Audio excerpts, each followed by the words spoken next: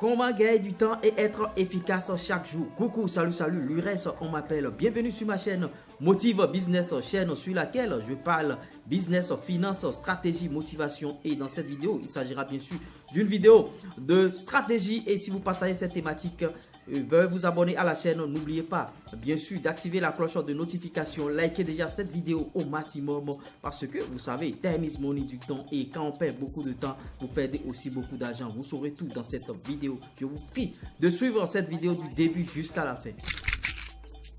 Et oui, les pertes de temps sont souvent dues à deux choses, le manque d'organisation et les distractions. On va commencer par le premier point, c'est-à-dire le manque d'organisation. Si vous n'êtes pas organisé, forcément, vous allez perdre du temps. Vous n'allez pas être rentable au niveau de vos activités.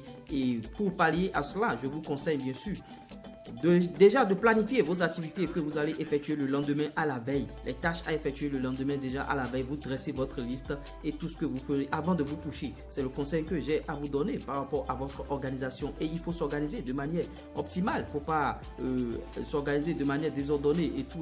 Que vous soyez un État, que vous soyez une structure, une entreprise a besoin d'organisation. Et je vous prie d'organiser déjà vos tâches à la veille. Les tâches à effectuer le lendemain sont organisées à la veille. C'est vrai que bon, le jour il y aura des tâches qui vont rentrer en ligne de compte, des imprévus et tout. Mais déjà planifier ces tâches à la veille, ça pourra beaucoup vous sauver et être optimal au niveau du temps et être rentable, efficace et productif aussi. Bon, les distractions, voilà ce qui nous fait encore perdre beaucoup de temps. Les distractions, on est sur les réseaux sociaux à longueur de journée et on ne fait pas le travail qu'il faut faire. Bon, il y a aussi l'autre cas, ceux qui font la plupart de les activités sur les réseaux sociaux, sur le but, il faut aller vers. Si vous effectuez un travail qui est basé uniquement sur les réseaux sociaux, il faut faire des trucs utiles, conduisant spécifiquement à votre travail, des trucs qui sont dans votre domaine. Ne pas aller suivre les vidéos par-ci par-là, toutes les vidéos, non.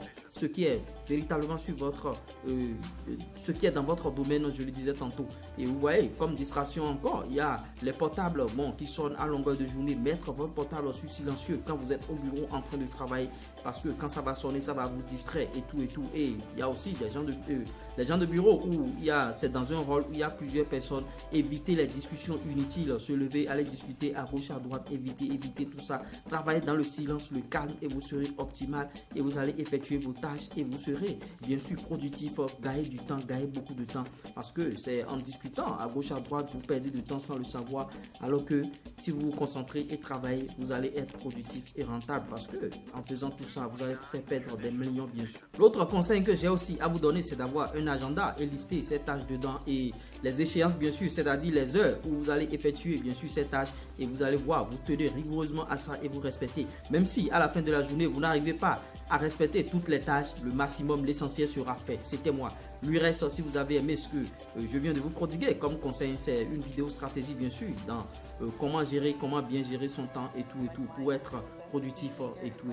Et si vous aimez ce type de contenu, faites-le savoir en commentaire. Likez cette vidéo, abonnez-vous à la chaîne et n'oubliez pas d'activer la cloche de notification en route pour de nouveaux défis. Ciao, bye bye.